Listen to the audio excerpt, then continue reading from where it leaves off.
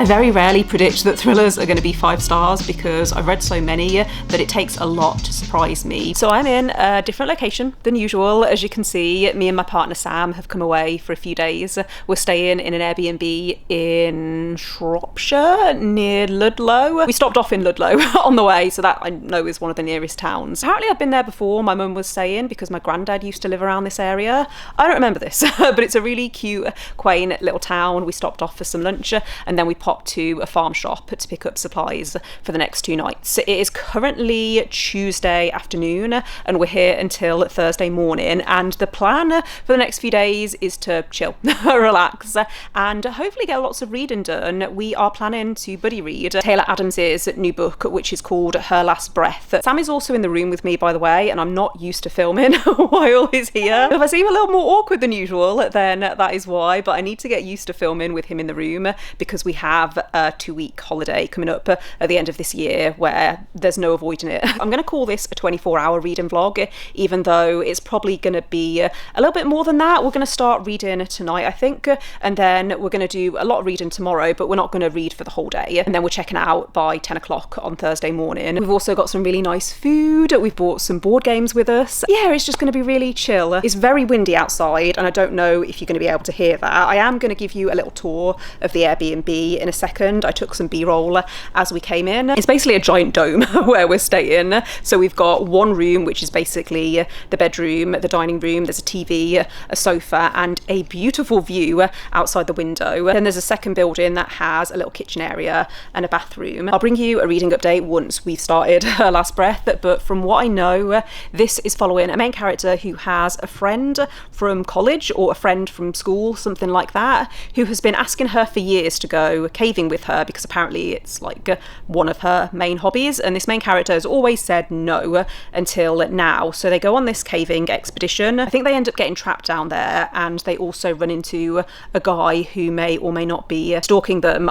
I don't know. All I know is that this is a new release, and yeah, I'm hoping it's going to have a lot of suspense. I'm hoping it's going to be really fast paced. I'm hoping it's going to give me like the proper thriller vibes. I feel like sometimes you pick up a thriller and it doesn't actually make you feel on the edge of your seat. What I like about Taylor Adams's books is that they feel like pure thrillers, lots of adrenaline. So yeah, I'm really hoping that I like this, and I'm hoping Sam likes it too, because obviously we're going to be buddy reading it together. We downloaded the Kindle edition earlier and it was $11.99, which is way more than I like paying for a Kindle book, especially when I know that this is the kind of book that will show up in a 99p Kindle deal later this year. But it's a new release, so it's understandable. I'm going to stop waffling because I feel like I've been rambling quite a bit in this intro. But yeah, I will check in with you maybe later this evening or maybe tomorrow morning once we've started into Her Last Breath.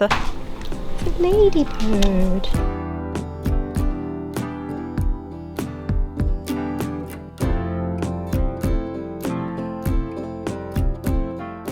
Okay, so we've read the first few chapters and the plot is pretty much what I said, except we open with a prologue following a detective who is waiting to hear back from a rescue team who are trying to save a woman that's been trapped in a cave. This woman is a person of interest that they want to interview in relation to a body that has been found near this same cave. So I think we're going to have 2 timelines, one in the present day and one a few days earlier, following our main character Tess, whose best friend Ali is a type of influencer. She makes travel content. She has a lot of experience with caving, and finally she's convinced Tess to go with her, and they're only going to do like a easy route. When they first get there, they run into a guy who claims to be from some kind of organisation that's checking on the bats there in case they've been infected. I don't think that's actually important, but the point is they come across this guy who seems immediately creepy. He's wearing a balaclava, so they can't really see what he looks like, and he starts talking to them, and he's being very patronising, bearing in mind that Ali has a lot of experience in caving. He starts asking them loads of questions, saying that they need to be careful, and he offers to go with them and join them, which Ali says no. These characters say no repeatedly, but he keeps trying to insist that he's going to come with them, and eventually they tell him to get lost, but with stronger language than that. I really like that it's thrown us straight into the story, but obviously there's not really much more that I can say at this point. Obviously I have a few theories already as to what I think happened, but I don't know whether it's all a red herring and that we're being led to think one thing when actually something else has happened. This video is going to be spoiler free, by the way. Should have mentioned that to start with. These are the board games that we've brought with us. Ticket to Ride is my favourite, even though Sam doesn't like that one as much. He always wins, so I don't really understand that. But I think we're going to start with Splendour, which I actually have a good chance of winning.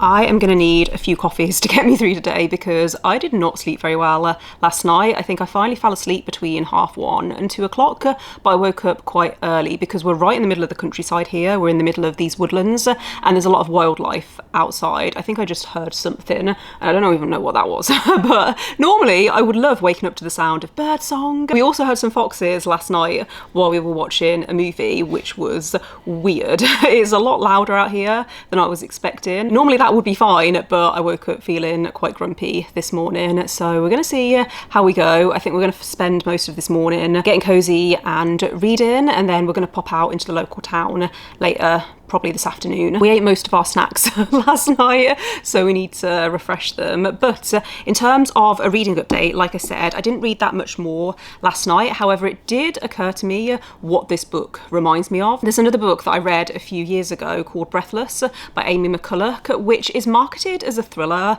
I don't really consider it a thriller. It felt like the author wanted to write a story about someone climbing a mountain, and then the thriller aspect was just kind of shoehorned in.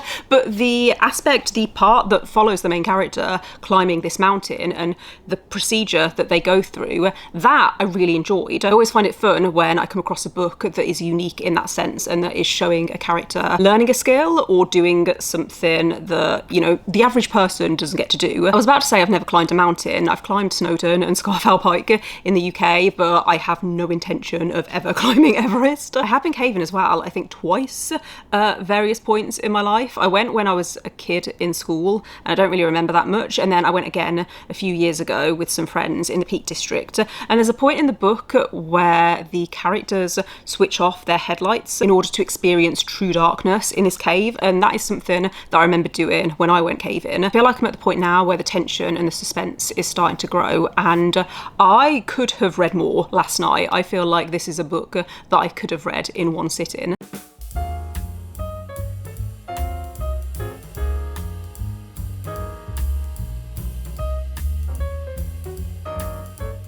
I mentioned earlier that this is reminding me of Breathless by Amy McCulloch, except this is actually thrilling. It's so rare for me nowadays to get that sinking feeling in my stomach when I'm reading a thriller, and this is delivering. It feels really claustrophobic. I feel like I can picture this cave. Me and Sam have just been chatting about our theories, and I feel like there's a few different directions that it can go in, which is good because at this point in the book I don't want it to feel predictable. I'm not even past the halfway point right now. I think I'm about 40% of the way through. Taylor Adams's books do tend to feel more plot driven than character driven, but I do really appreciate how much effort has gone into establishing the backstories of these characters.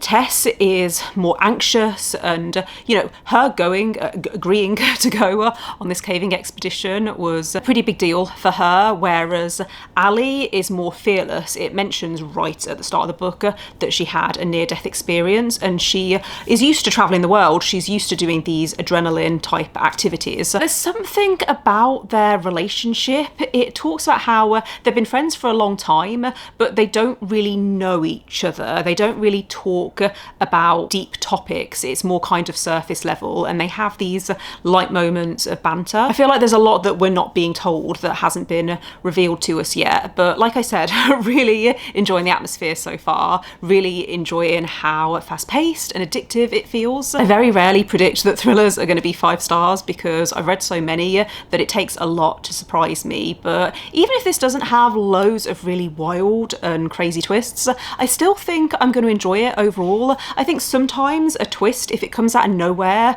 or if it makes no sense, or if it feels over the top, then I think that can actually ruin a book.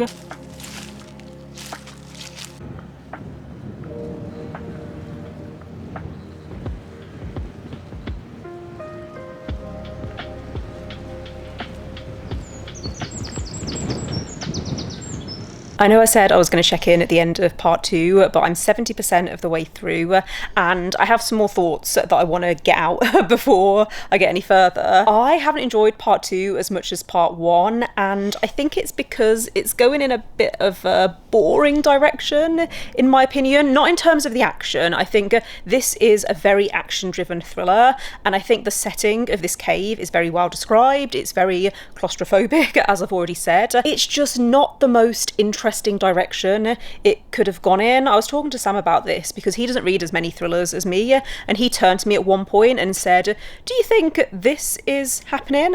And yeah, I agree. It's not going in an interesting direction, in my opinion, but I'm still having a fun time. I'm still finding it fast paced. I don't necessarily think that it's a bad book. I think at the moment it's feeling like a 4 stars, and we're not even at the end of the book yet, so it could completely surprise me in the end. But yeah, I'm just a little disappointed because at the beginning I was so convinced that this could finally be a 5-star thriller, and I haven't had one of those in such a long time. The weather today has been beautiful. It's been glorious sunshine all day, but it does mean that the dome has got a little bit warm, so I've come out to make some dinner.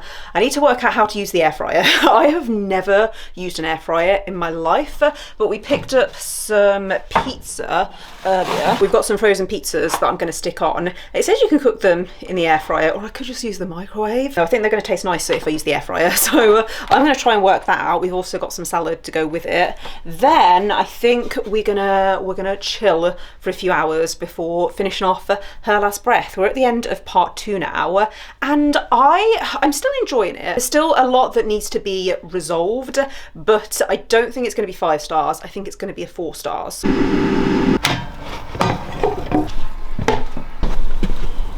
We're going to settle down and finish Her Last Breath now, but I am going to wait until we're home tomorrow before I bring you my final thoughts. Sam is trying to scare me outside the dome and it's not working. I did it to him earlier. I was taking some footage of the view and I turned around and I don't think he was expecting to see me there. It was really funny. Are you going to let me put that in the vlog? Hi. There's a dog outside. There, literally, can't you see it? Hello. Hi! I completely forgot what I was saying because I got so distracted, but yeah, I will bring you some final thoughts on Her Last Breath once we're home tomorrow, and then yeah, we're going to wrap up this reading vlog. I'm a little disappointed I only had time to read 1 book in this vlog. We've done loads of other stuff that's been really fun. I think we're going to even play some more board games this evening.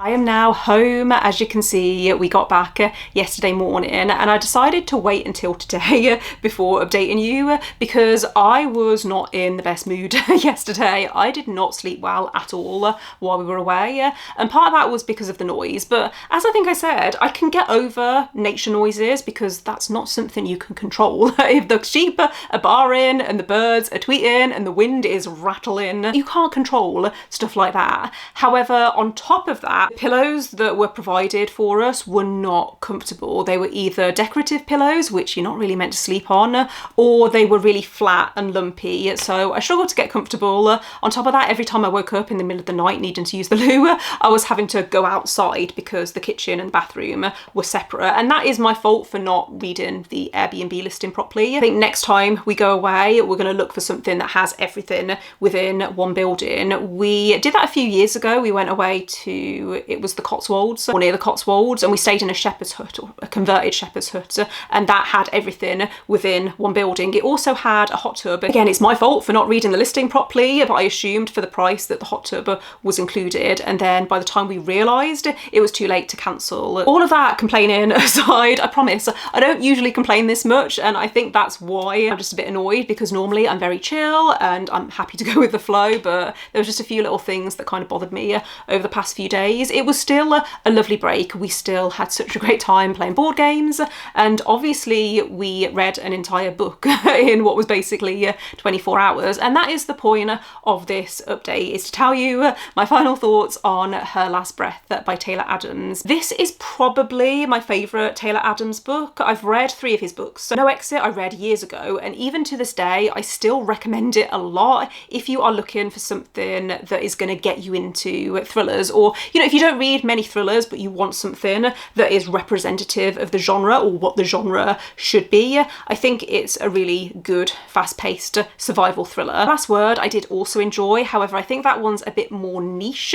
because it's about a woman who leaves a negative review, a 1-star review for a book, and then maybe the author is now stalking her and out to get her. That, like I said, I feel like that's going to appeal to you more if you're someone that reads and reviews books online versus you're trying to get into reading thrillers. Her Last Breath I would recommend if you're new to thrillers, if you've read a lot of thrillers. I think it's unique enough that it really captures your attention, and especially if you are in a reading slump right now and you love a good isolated survival thriller, I think this is gonna deliver that for you. You do have to suspend your disbelief a little bit, but I feel like that's kind of standard with most thrillers, and it's not like you have to really suspend your disbelief. In terms of being a popcorn thriller, which I do think this is more popcorn thriller than, like, I mean, it's not highbrow literature, but compared to something like a Frida McFadden book, I think it actually has really good writing. The prose is descriptive enough so that you get a good sense of the atmosphere. It's not boring and basic. It's not overly flowery either. It's just that perfect in the middle. I was trying to talk about this earlier and I don't feel like I got my point across, but when I was describing this as boring, I wasn't talking about the survival thriller plot. I was talking more about the twists and turns. I felt like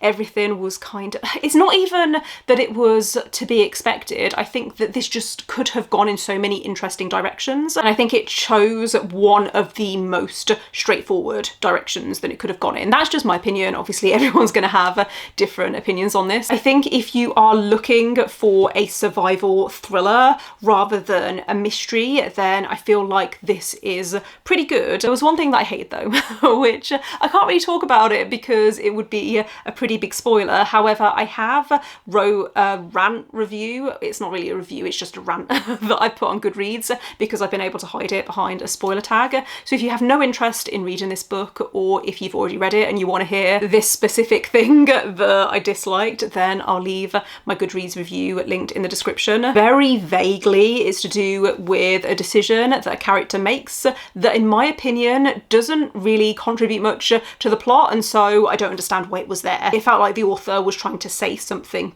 with this, and I strongly disagree. The only other thing that I wanted to show you before I finish this video is I bought myself a new dressing gown from Uddy, and I don't know if you're going to be able to see this very well, but it's a Peter Rabbit dressing gown, and I saw this and thought, oh my gosh, I love that. I am obsessed with Peter Rabbit. I have a Peter Rabbit duvet cover. I have a few Peter Rabbit necklaces and other bits of jewellery. So when I saw this, I thought this was made for me. I am in such a good reading mood right now. I'm actually kind of glad that I only tried to read one book within those 24 hours. I think if I pushed myself too much, I might have not put myself in a reading slump, but I think I would have got home and just thought, yeah, I don't want to read anything for a few days. Whereas now I feel ready to read. I am very excited about the vlog, the other vlog that I'm currently filming, which is finishing off my Reddit fantasy bingo. That should be the next vlog that you're going to see. I don't know when it's going to go live, but at some point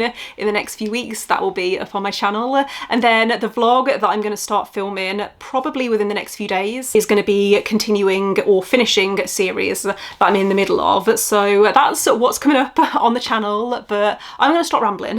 Thank you again for watching. Don't forget to give this video a thumbs up if you enjoyed it. Click subscribe if you would like to see more videos from me, but otherwise I will see you next time. Bye.